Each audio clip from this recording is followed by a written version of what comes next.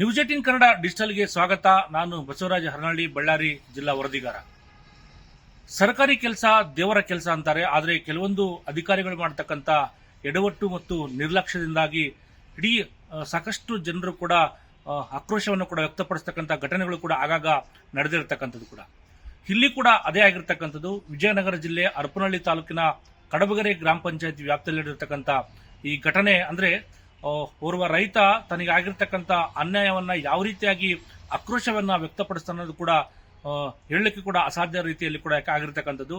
ಯಾಕೆಂತಂದ್ರೆ ಕಡಬಗೆರೆ ಗ್ರಾಮ ಪಂಚಾಯತಿ ವ್ಯಾಪ್ತಿಯಲ್ಲಿ ಬರ್ತಕ್ಕಂಥ ಪವನಪುರ ಗ್ರಾಮದ ಕೆ ಬಸವರಾಜ್ ಅಂತಕ್ಕಂಥ ವ್ಯಕ್ತಿ. ಈತ ಒಂದು ಸಣ್ಣ ರೈತ ಕುಟುಂಬದಿಂದ ಇರ್ತಕ್ಕಂಥ ವ್ಯಕ್ತಿ.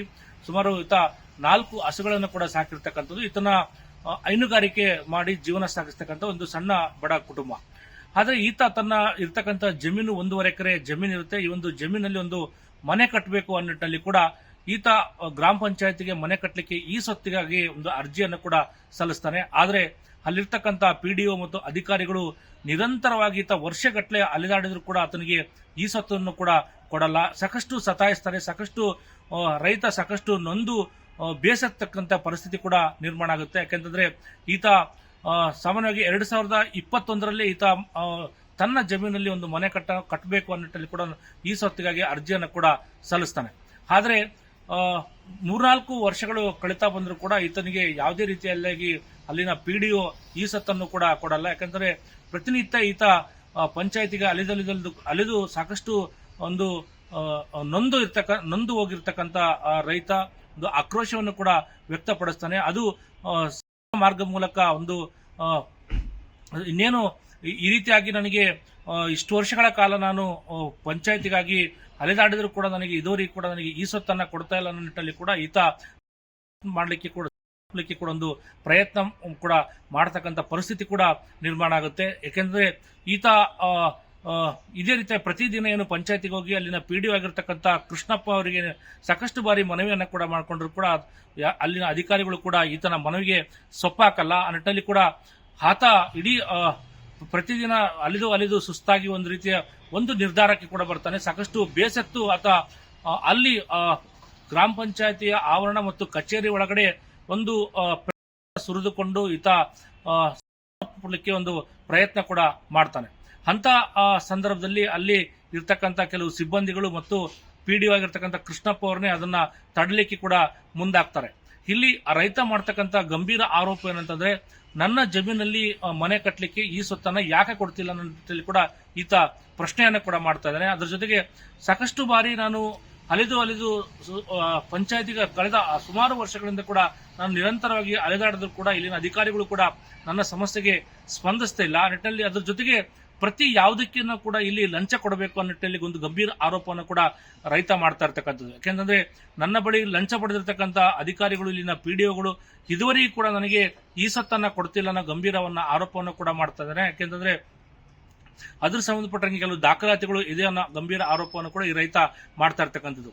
ಆದ್ರೆ ಇಲ್ಲಿ ಅಂದ್ರೆ ಅಧಿಕಾರಿ ವ್ಯವಸ್ಥೆ ಮತ್ತು ಅಧಿಕಾರಿಗಳು ಎಷ್ಟು ನಿರ್ಲಕ್ಷ್ಯ ತೋರಿದ್ದಾರೆ ಅನ್ನೋದು ಕೂಡ ಇಲ್ಲಿ ಮೇಲ್ನೋಟಕ್ಕೆ ಗೊತ್ತಾಗುತ್ತೆ. ಯಾಕೆಂತಂದ್ರೆ ಇಷ್ಟು ಜಡ್ಡುಗಟ್ಟಿದ ವ್ಯವಸ್ಥೆ ಮತ್ತು ಈ ಒಂದು ಅಧಿಕಾರಿಗಳ ವಿರುದ್ಧ ಈ ರೈತ ಯಾವ ರೀತಿಯಾಗಿ ಇಷ್ಟೊಂದು ಬೇಸತ್ತು ಇನ್ನೇನು ಇದೇ ರೀತಿಯಾದಂತ ಇಷ್ಟು ವರ್ಷಗಳ ಕಾಲ ನಾನು ಪದೇ ಪಂಚಾಯತಿಗೆ ಅಲೆದಾಡಿದ್ರು ಕೂಡ ನನಗೆ ಈ ಸೊತ್ತನ್ನ ಕೊಡ್ತಾ ಇಲ್ಲ ಅನ್ನೋ ನಿಟ್ಟಿನಲ್ಲಿ ಕೂಡ ಈತ ಬೇಸತ್ತು ಹೇಳ್ತಾನೆ. ಬೇಸತ್ತು ಇನ್ನೇನು ನನಗೆ ಇದರ ಮಾರ್ಗ ಅನ್ನೋಲ್ಲಿ ಕೂಡ ಈತ ಒಂದು ರೀತಿಯಲ್ಲಿ ಯತ್ನ ಕೂಡ ಮಾಡಿರ್ತಕ್ಕಂಥ ಘಟನೆ ಕೂಡ ನಡೆದಿರ್ತಕ್ಕಂಥದ್ದು. ಇಡೀ ವಿಡಿಯೋಗಳು ಕೂಡ ಸಾಕಷ್ಟು ಸಾಮಾಜಿಕ ಜಾಲತಾಣದಲ್ಲಿ ಕೂಡ ಸಾಕಷ್ಟು ವೈರಲ್ ಆಗಿ ಕೂಡ ಆಗಿರ್ತಕ್ಕಂಥದ್ದು. ಯಾಕೆಂದ್ರೆ ಈತ ಅಲ್ಲಿನ ಪಿಡಿಒ ಮಾಡಿರ್ತಕ್ಕಂಥ ಈ ರೀತಿಯಾಗಿ ರೈತನಿಗೆ ಮಾಡಿರ್ತಕ್ಕಂಥ ಒಂದು ರೀತಿಯಲ್ಲಿ ಏನು ರೈತನಿಗೆ ಪ್ರತಿನಿತ್ಯ ಅಲೆದಾಡಿದ್ರು ಕೂಡ ಈ ಸತ್ತು ಕೊಳ್ಳಾರ್ದಕ್ಕೆ ಸತಾಯಿಸಿರ್ತಕ್ಕಂಥ ಅಧಿಕಾರಿ ವಿರುದ್ಧ ಕೂಡ ಸಾಕಷ್ಟು ಆಕ್ರೋಶವನ್ನು ಕೂಡ ವ್ಯಕ್ತ ಆಗ್ತಾ ಇರ್ತಕ್ಕಂಥದ್ದು. ಯಾಕೆಂತಂದ್ರೆ ಈತನ ಪಿಡಿಒ ಮಾಡಿರ್ತಕ್ಕಂಥ ಈ ಒಂದು ನಿರ್ಲಕ್ಷ್ಯ ಮತ್ತು ಬೇಜವಾಬ್ದಾರಿತನ ಇದೆ.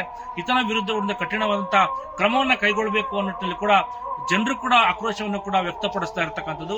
ಯಾಕೆಂತಂದ್ರೆ ಇದು ಸರ್ಕಾರ ಈಗಾಗಲೇ ಸಾಕಷ್ಟು ಈ ಸೊತ್ತು ಮನೆ ಬಾಗಿಲಿಗೆ ಈ ಸೊತ್ತು ಕೊಡ್ತೀವಿ ಅಂತೇಳಿ ಅಧಿಕಾರಿಗಳು ಕೂಡ ಸರ್ಕಾರ ಕೂಡ ಹೇಳ್ತಾ ಇದೆ. ಮತ್ತೊಂದು ಕಡೆ ಈ ಹಿಂದೆ ಅದೇ ವಿಜಯನಗರ ಜಿಲ್ಲೆಯಲ್ಲಿ ಕೂಡ ಈ ಹಿಂದಿರ್ತಕ್ಕಂಥ ಜಿಲ್ಲಾಧಿಕಾರಿಗಳು ಏನ್ ದಿವಾಕರ್ ಅಂತಕ್ಕಂಥ ಜಿಲ್ಲಾಧಿಕಾರಿ ಇದ್ರು, ಆ ಸಂದರ್ಭದಲ್ಲಿ ಕೂಡ ಮನೆ ಬಾಗಿಲಿಗೆ ಈ ಸೊತ್ತು ಅನ್ನೋ ನಿಟ್ಟಿನಲ್ಲಿ ಕೂಡ ಒಂದು ಅಭಿಯಾನ ಕೂಡ ವಿಜಯನಗರ ಜಿಲ್ಲೆಯಲ್ಲಿ ಕೂಡ ಆರಂಭ ಆಗಿತ್ತು.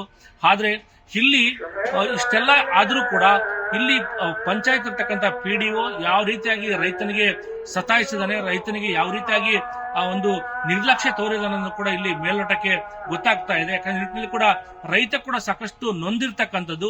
ತನ್ನ ಜಮೀನಲ್ಲಿ ಮನೆ ಕಟ್ಟಲಿಕ್ಕೆ ಕೂಡ ನಾನು ಇಷ್ಟೆಲ್ಲ ವರ್ಷಗಳ ಕಾಲ ನಾನು ಅರ್ಜಿಗಳನ್ನ ಕೊಡಬೇಕು, ಮನವಿಗಳನ್ನ ಕೊಡಬೇಕು, ನನಗೆ ಅನುಮತಿ ಕೂಡ ಕೊಡ್ತಿಲ್ಲ, ಪರವಾನಗಿ ಸಿಗ್ತಾ ಇಲ್ಲ.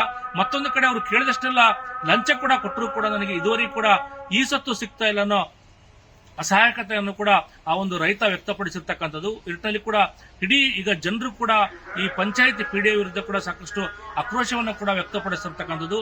ಯಾವ ಕಾರಣಕ್ಕಾಗಿ ಈ ಒಂದು ರೈತನಿಗೆ ಈ ಸತ್ತವನ್ನ ಕೊಡ್ತಾ ಇಲ್ಲ ಅನ್ನೋದು ಕೂಡ ಮೇಲಧಿಕಾರಿಗಳ ಬಗ್ಗೆ ಈ ಬಗ್ಗೆ ಒಂದು ಪರಿಶೀಲನೆ ಕೂಡ ಮಾಡಬೇಕು. ಏನು ಈ ತಪ್ಪಿಸಿದ ಅಧಿಕಾರಿ ಏನಿದ್ದಾನೆ, ಈತನಿಂದ ಏನಾದ್ರೂ ನಿಜವಾಗ್ಲೂ ಲಂಚ ಪಡೆದ ಅನ್ನೋದು ಕೂಡ ಬಗ್ಗೆ ತನಿಖೆಯನ್ನು ಕೂಡ ಮಾಡಬೇಕಾಗುತ್ತೆ. ಮತ್ತು ಈ ರೀತಿಯಾಗಿ ಈತ ಬೇಜವಾಬ್ದಾರಿ ತೊಂದರೆ ಈತನ ವಿರುದ್ಧ ಒಂದು ಕ್ರಮವನ್ನು ಕೂಡ ಮೇಲಧಿಕಾರಿಗಳು ಕೈಗೊಳ್ಳಬೇಕು ಅನ್ನೋದು ಕೂಡ ಜನರ ಒತ್ತಾಯ ಕೂಡ ಆಗಿರ್ತಕ್ಕಂಥದ್ದು. ನಿರ್ಭೀತ, ನಿಷ್ಪಕ್ಷಪಾತ, ವಿಶ್ವಾಸಾರ್ಹ ಸುದ್ದಿಗಳಿಗೆ ಮತ್ತೊಂದು ಹೆಸರಾಗಿರೋ ನ್ಯೂಸ್ 18 ಕನ್ನಡ ಈಗ ಆಪ್ನಲ್ಲೂ ಲಭ್ಯ ಇದೆ. ದಯವಿಟ್ಟು ಇಲ್ಲಿರೋ QR ಕೋಡ್ ಅನ್ನ ಸ್ಕ್ಯಾನ್ ಮಾಡಿಕೊಂಡು ಆಪ್ ಡೌನ್ಲೋಡ್ ಮಾಡೋದಕ್ಕೆ ಮರಿಬೇಡಿ. ನಿಮ್ಮ ಬೆಂಬಲ ಹೀಗೆ ಸದಾ ನಮ್ಮೊಂದಿಗಿರಲಿ. ಧನ್ಯವಾದ.